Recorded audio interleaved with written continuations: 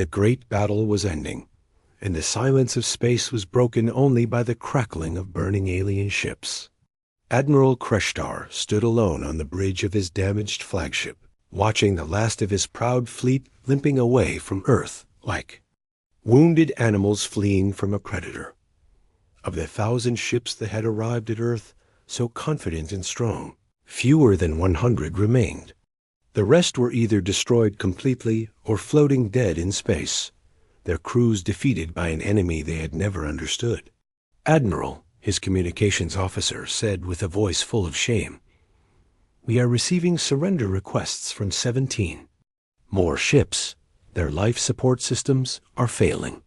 Kreshtar closed his 4 eyes and felt the weight of the greatest military defeat in Zephyrian history. "Accept their surrenders. Signal the retreat to all remaining vessels. Sir, the humans are sending us a message. Put it through." Commander Jake Harrison appeared on the screen. Behind him, the command center of Luna Base was a mess of broken equipment and emergency lights. But the human commander stood straight and proud. "Admiral Kreshtar," Jake said calmly, "your war is over. We are willing to accept the surrender of your remaining forces." The alien admiral stared at this human who had destroyed his fleet with cleverness and planning instead of superior weapons. "How?" he asked simply. "How did we win?" Jake smiled. "Because you made the same mistake that every bully makes. You thought being strong meant you were smart. You never bothered to really understand us. Your species was supposed to be primitive. Our scouts reported that you barely had space travel technology. We let them see what we wanted them to see," Jake explained. "For 50 years, Earth has been preparing for this day. We knew you would come eventually, so we got ready." Admiral Kreshtar felt something he had never experienced before: respect for an enemy. "What will you do with our survivors?" "We will treat them with the same mercy we would want for our own people," Jake replied. "That is what makes us different from you." On Earth, Captain Lisa Martinez coordinated the rescue operations from orbital platform 7. Human ships were already moving to help damaged alien vessels and save the lives of enemy crew members who had tried to destroy them just hours before. "Medical teams to sections 4 and 7, she announced. "We have alien survivors who need medical attention." The captured Zephyrian soldiers could not understand why the humans would help them. In their empire, defeated enemies were killed or enslaved, but humans were different. They fought like demons when defending their home, but they showed mercy. To those who could no longer fight, Dr. Alex Turner walked through the medical bay, where human doctors were treating alien wounded. The same species that had come to destroy Earth was now being saved by Earth's own people. "Fascinating," he said to himself. "We learned to understand their technology better than they did, but they never learned to understand us at all." General Ben Williams stood before the United Earth Council in the emergency session that would decide humanity's future. The representatives from every nation on Earth listened as he explained how the victory had been achieved. "For 50 years, we prepared for this invasion," he said. "We built hidden bases throughout the solar system. We disguised weapons as civilian equipment. We studied every piece of alien technology we could find and learned to use their own strength against them." "But how did we keep it secret for so long?" asked the representative from Australia. "Because we had to," General Williams replied. "If the aliens had known about our real defenses, they would have prepared differently. Our only advantage was that they underestimated us." The representative from Brazil stood up. "What happens now? Will they come back with a bigger fleet?" "I don't think so," the general said. "Admiral Kreshtar is recording a message for his empire right now. He is telling them that Earth is not a primitive world that can be easily conquered. He is warning them that humans are far more dangerous than they appear." In his damaged flagship, Admiral Kreshtar was indeed recording a message. His words would travel across the galaxy and change how every alien species thought about the small blue planet called Earth. To the high command of the Zephyrian Empire, he spoke into the recorder. Do not underestimate the humans. Their weakness is an illusion. They allowed us to believe we were superior, while they prepared to destroy us. Their entire solar system is a weapon, and every human is a soldier. He paused, thinking about everything he had learned. They do not fight like civilized species. They do not follow the rules of honorable warfare. They use deception, patience, and sacrifice in ways we cannot understand. And when they defend their home, they become something terrible and beautiful. The admiral looked out at the burning remains of his fleet. Recommend that Earth be classified as a level 10 threat. Do not attack them again unless we are prepared to lose everything. On Earth, Commander Jake Harrison stood in the rebuilt command center, looking out at the space around Earth. The wreckage of alien ships was being cleared away, but some pieces would remain as monuments to remind future generations of this day. Lieutenant Amy Peterson approached with a report. Sir, we have confirmed that 93 alien ships escaped. They are heading back toward their empire at maximum speed. Let them go, Jake said. They will carry our message to the galaxy. What message is that, sir? Jake smiled. That Earth is not defenseless. That humans are not primitive. And that anyone who tries to destroy our home will learn why we call ourselves the children of a world that fights back. Dr. Turner joined them at the window. I have been analyzing the final battle data, he said. Our victory was even more complete than we realized. The aliens lost over 60% of their total fleet strength. And we learned something important, Jake added. We learned that we can defend ourselves against any enemy, no matter how advanced they think they are. Captain Lisa Martinez's voice came over the communication system. All stations, this is Orbital Command. Long-range sensors are detecting the alien survivors leaving our solar system. They are broadcasting a signal toward their home territory. What kind of signal? Jake asked. It appears to be a warning message, sir. The battle that had seemed so simple for the aliens was now a nightmare of fire and metal death. Admiral Kreshtar watched his proud fleet being torn apart by enemies that had appeared from nowhere like ghosts made of steel and fury. All ships. Break formation and retreat to safe distance, he ordered, but his voice shook with fear he had never felt before. Sir, we cannot retreat, his tactical officer reported. The humans have blocked all our escape routes.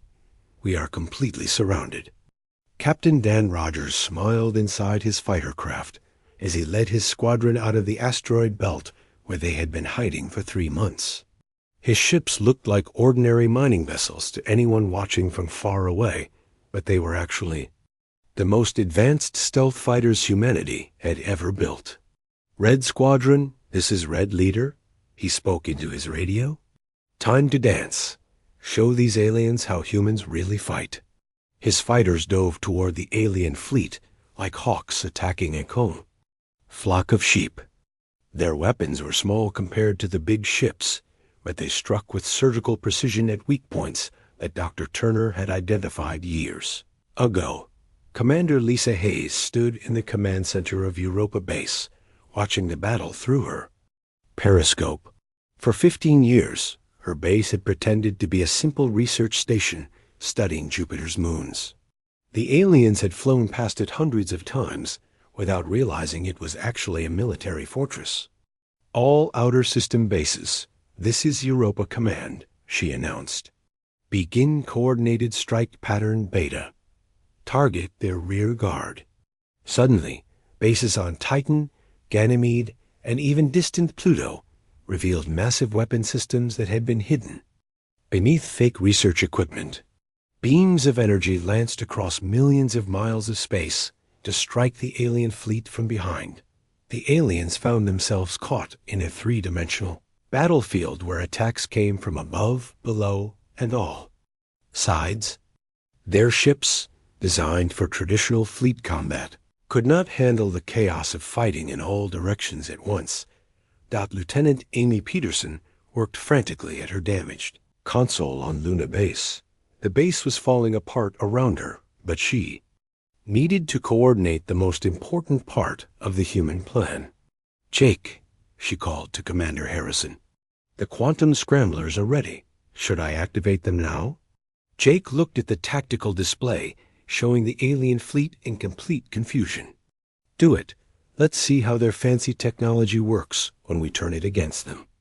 Amy pressed a series of buttons, and across the solar system, hidden transmitters began broadcasting a special signal that Dr. Turner had spent 20 years developing. The signal looked like harmless background radiation, but it had a devastating effect on alien technology.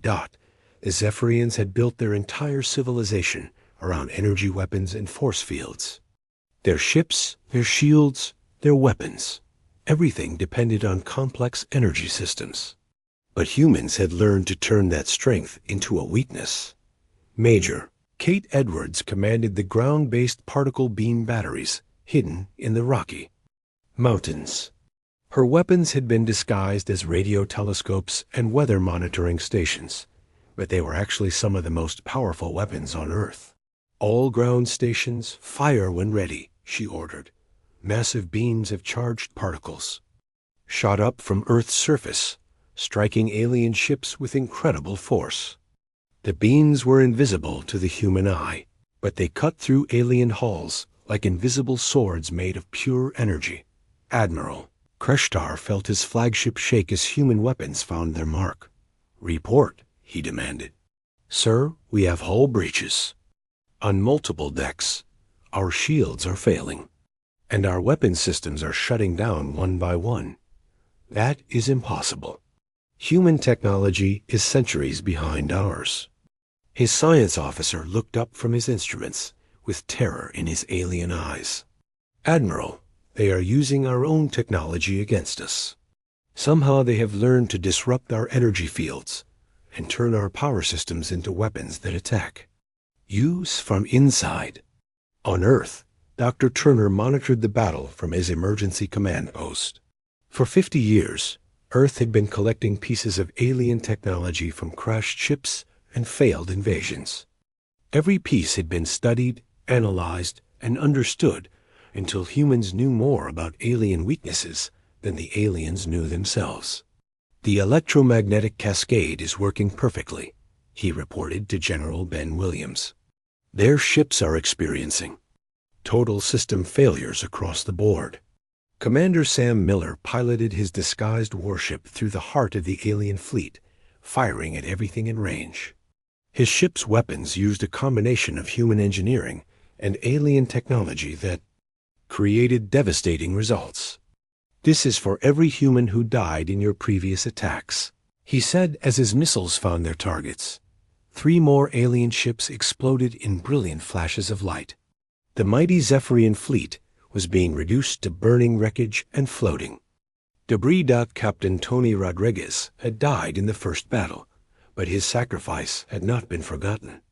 Every human ship carried his name into battle, and every shot fired was revenge for his courage. The alien fleet tried to form defensive formations, but the humans had planned for that too. Every time the aliens grouped their ships together, hidden, human forces would appear from unexpected directions and break up their formations. Major Kate Edwards watched her ground-based weapons tear holes in alien battleships high above Earth's atmosphere. "You came here to destroy our home," she said quietly. "Now you will learn what happens when you threaten everything we love." Admiral Kreshtar realized that his empire's greatest fleet was being destroyed by creatures he had dismissed as primitive insects. "Send a message to all ships," he ordered. "We are retreating immediately." "Sir, where can we retreat to?" "The humans have forces everywhere." "Then we fight our way out," the admiral said desperately. But fighting their way out meant flying through a solar system that had become one giant weapon. Every planet, every moon, every asteroid belt contained hidden human forces ready to attack. The aliens had walked into a trap 50 years in the making. Commander Jake Harrison stood in the ruins of Luna Base, watching through a broken window as alien ships burned like fallen stars across the black sky. Earth had hidden its true strength. For decades, letting the aliens believe humans were weak and helpless. "Amy," he said to Lieutenant Peterson, "send a message to Earth Command. Tell them the sky is burning with alien ships, and we are winning." The proud Zephyrian Empire, which had never lost a battle in 2,000 years, was learning a hard lesson about underestimating the determination of humans defending their home. The battle was not over yet, but already the outcome was clear. The aliens had come to Earth expecting an easy victory over a primitive world. Instead, they had found themselves fighting for their lives against an enemy that had turned the entire solar system into a weapon. The sky around Earth burned with the wreckage of alien dreams, and humanity stood ready to take its place among the stars as a force that no one would ever dare to underestimate again. Admiral Kreshtar stood before the massive display screen, showing Earth and its moon. The small blue planet looked so peaceful, so helpless. Soon it would be just another conquered world in the Zephyrian Empire. "Begin the main assault," he commanded. "Target their moon base first. Show them what real power looks like." The alien fleet moved into attack formation.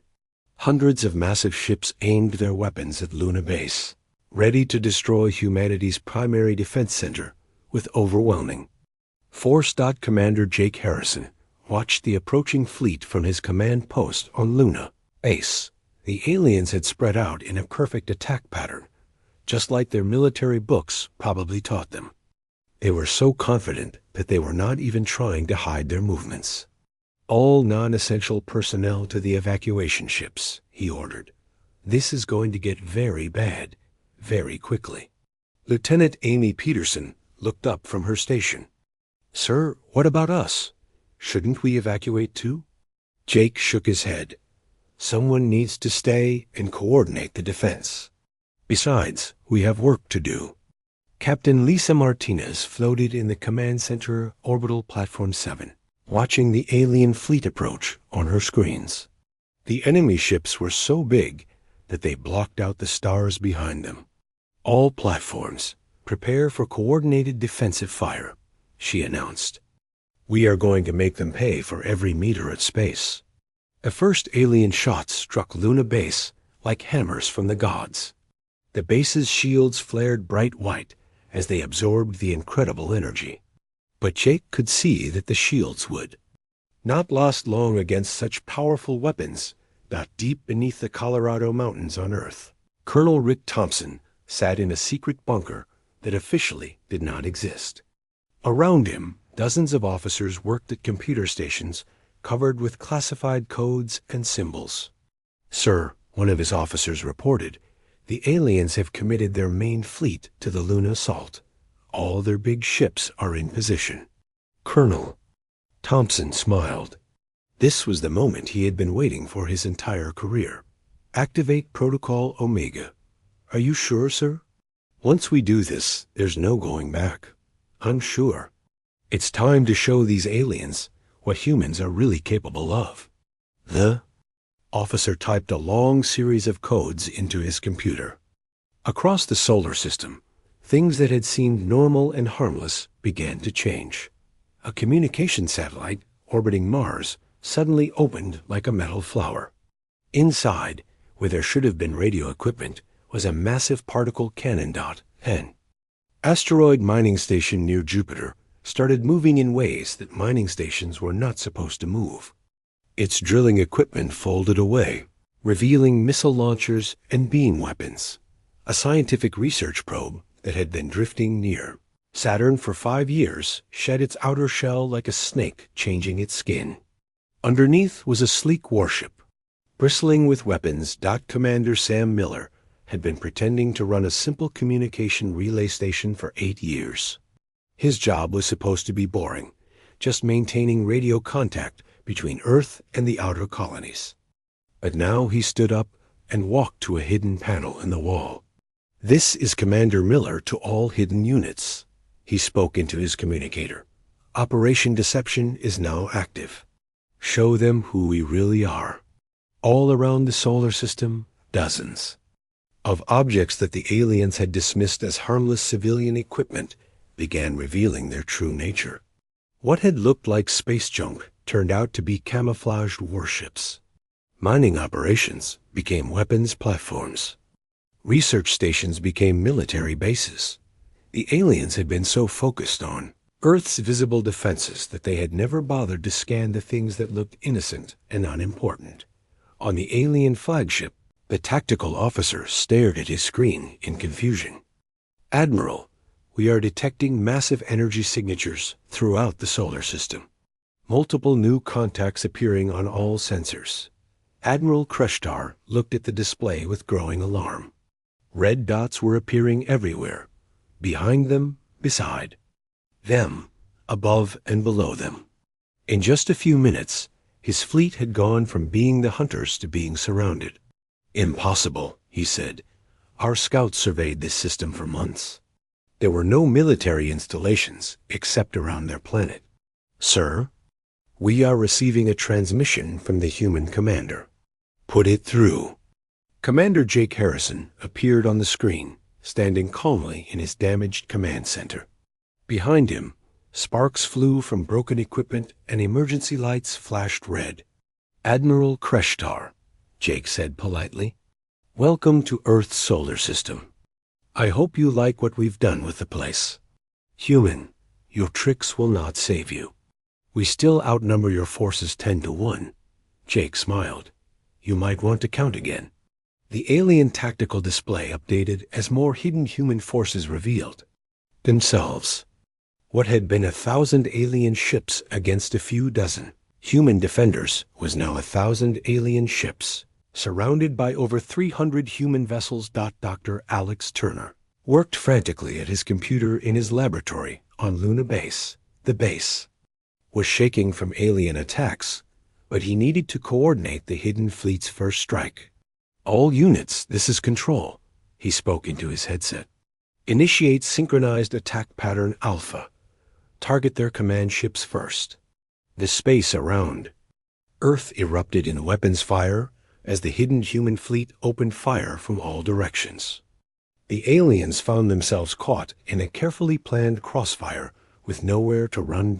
Commander Sam Miller piloted his disguised warship toward a group of alien cruisers.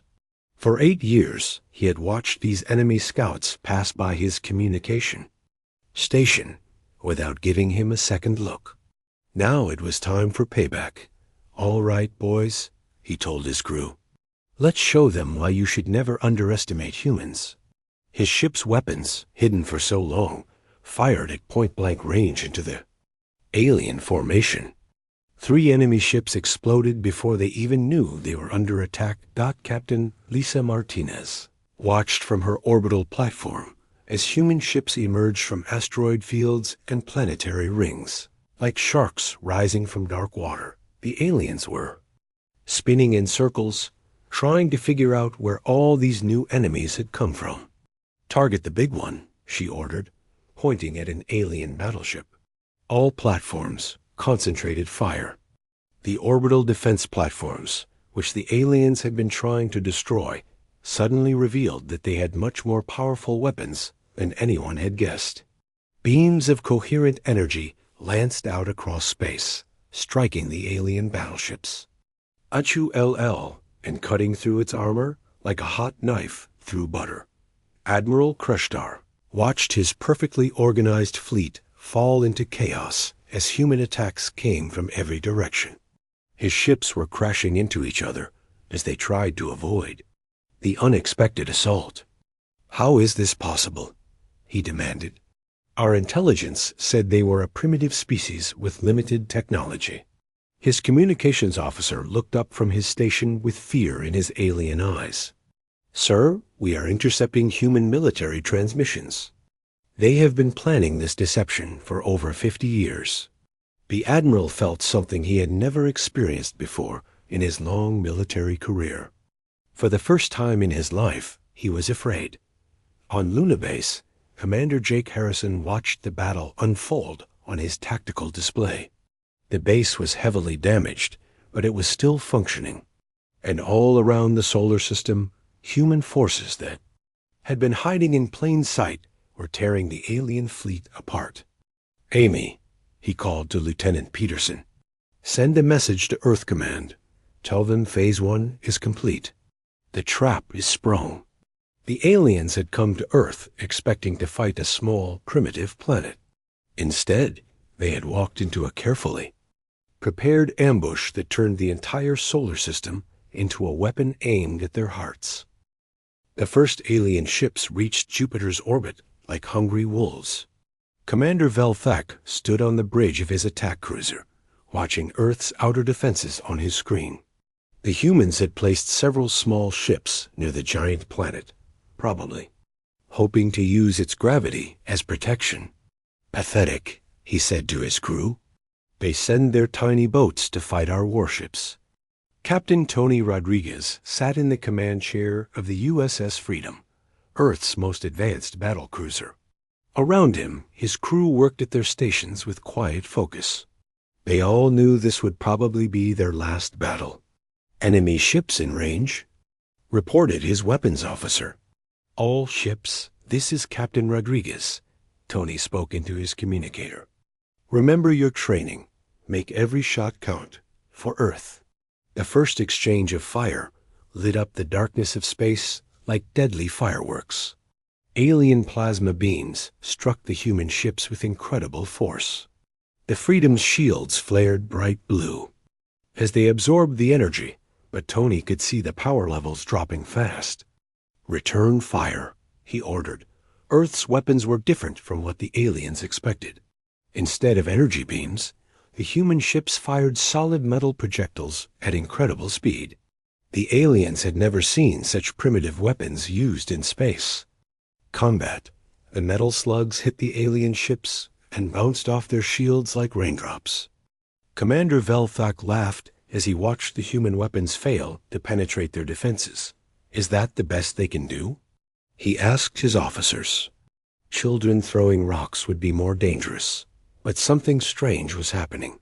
Lieutenant Kelly Brooks sat at her monitoring station on Earth, thousands of miles away from the battle. Her job was to watch the deep space tracking systems and record everything that happened.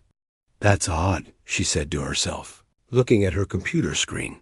The battle data showed something the aliens did not notice. Their shields were absorbing the human projectiles, but the energy readings were higher than they should be. Each metal slug was carrying more kinetic energy than a simple piece of metal should have. Back near Jupiter, the USS Freedom shook as another alien blast hit its hull. Tony watched 3 of his escort ships explode in bright flashes of light. The aliens were winning, just as everyone expected. "Sir, we've lost the Denver and the Miami," his communications officer reported. "The Boston is badly damaged and falling back." Tony gritted his teeth. They had known this would happen, but it was still hard to watch good people die. "Keep firing. Do not let them advance without a fight." On the alien command ship, Admiral Kreshtar was watching the battle with satisfaction. The human ships were being destroyed one by one, exactly as planned. But he noticed that some of his own ships were reporting minor damage. "How is that possible?" he asked his tactical officer. "Their weapons cannot penetrate our shields." "Unknown, Admiral." "The damage appears to be from internal power fluctuations. Perhaps their primitive weapons are causing electromagnetic interference." The Admiral dismissed the report. Minor technical problems were normal in battle. The important thing was that the humans were losing badly. A Dr. Alex Turner, working in his laboratory on Luna Base, was studying the same battle data that Lieutenant Kelly Brooks was watching. His computer showed detailed analysis of every shot fired and every hit scored. "Fascinating," he said, adjusting his glasses. "The kinetic penetrators are working better than we hoped." The human weapons looked simple, but they were actually very clever. Each metal projectile contained a small device that activated when it hit an energy shield. Instead of trying to break through the shield, the device caused the shield's own energy to turn against the ship's hull dot. It was like using the alien's strength against them, the way a small person might defeat a large opponent in martial arts. Commander. Jake Harrison walked into Dr. Turner's lab, looking worried. Alex, I need good news. Our outer fleet is getting destroyed. Actually, Jake, I have very good news, Dr. Turner said with a smile. Look at these readings. Every human ship that got destroyed took out at least one alien ship with it. There. Casualties are much higher than they realize. What do you mean?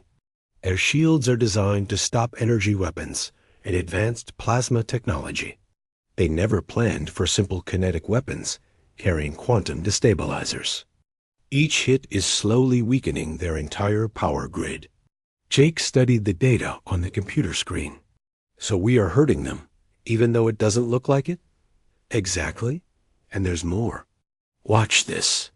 Dr. Turner showed Jake a recording of Anne, alien ship that had been hit multiple times by human weapons.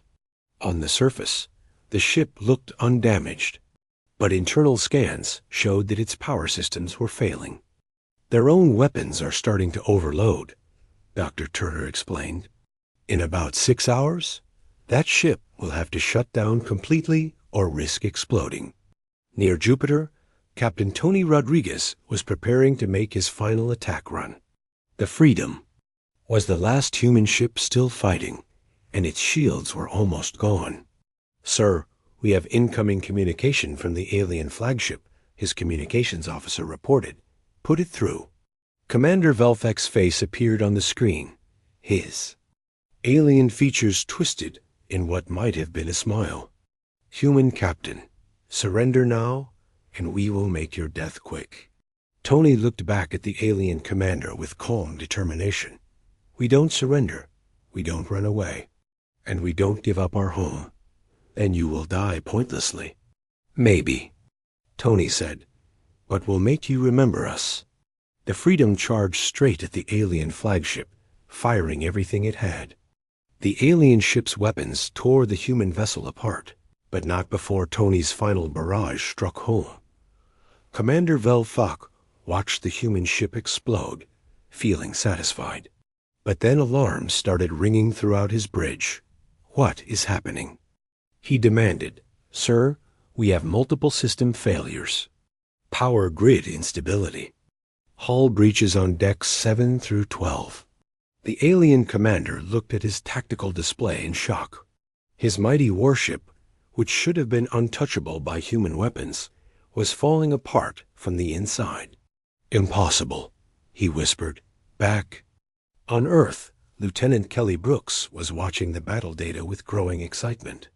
The aliens had won the first battle, but they had paid a much higher price than they knew. Commander Harrison, she called over the communicator. You need to see this. The alien fleet has lost over 60 ships to system failures.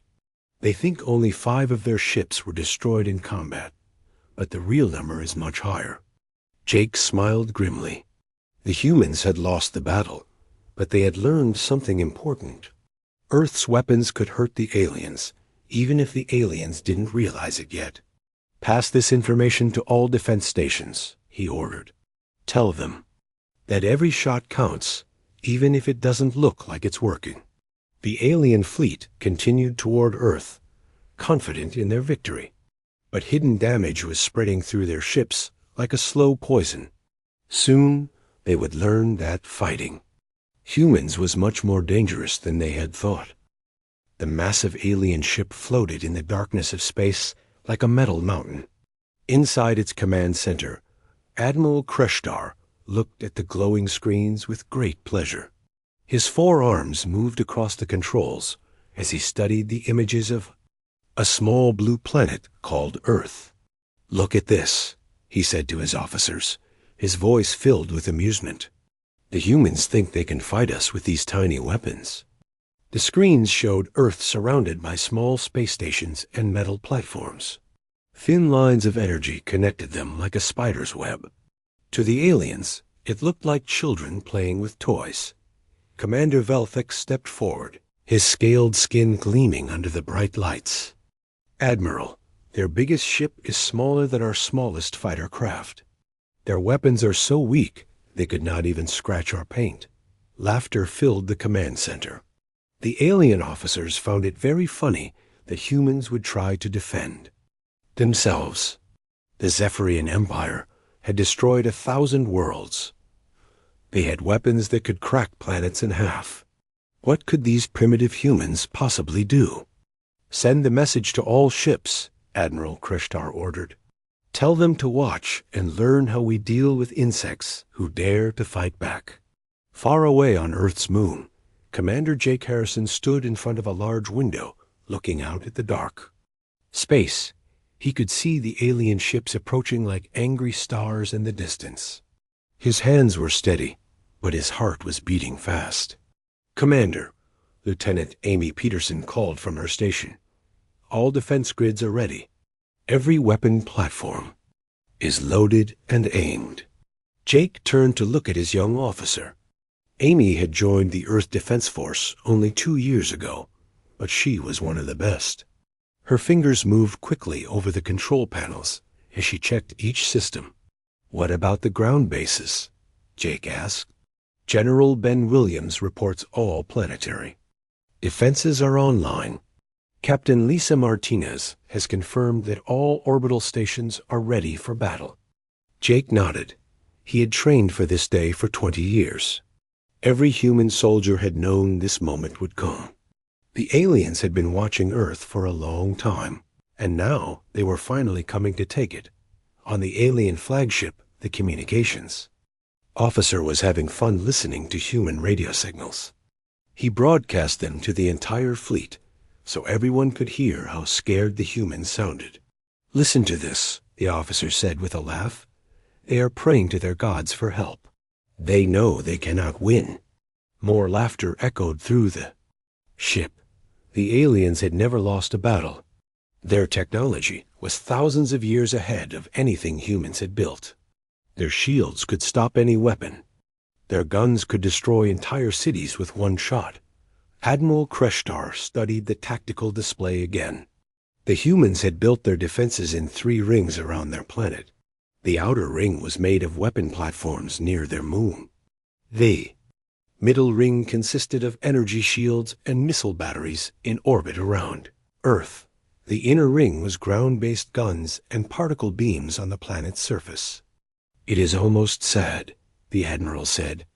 "They have worked so hard to build these defenses, and we will destroy them all in less than 1 day." Back on Luna Base, Jake walked through the corridors checking on his people. Every face he saw was calm and determined.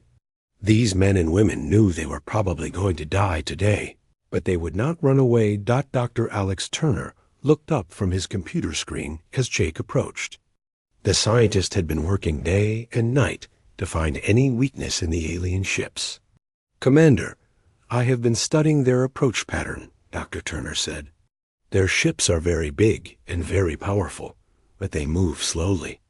They seem to think, 'This will be easy.'" "What else?" Jake asked. "They are using standard formation attack patterns. It is like they are not even trying to be careful. They think we are too weak to hurt them." Jake smiled for the first time in days. Maybe that will be their mistake. On Earth's surface, General Ben Williams stood in the command bunker deep under the Rocky Mountains.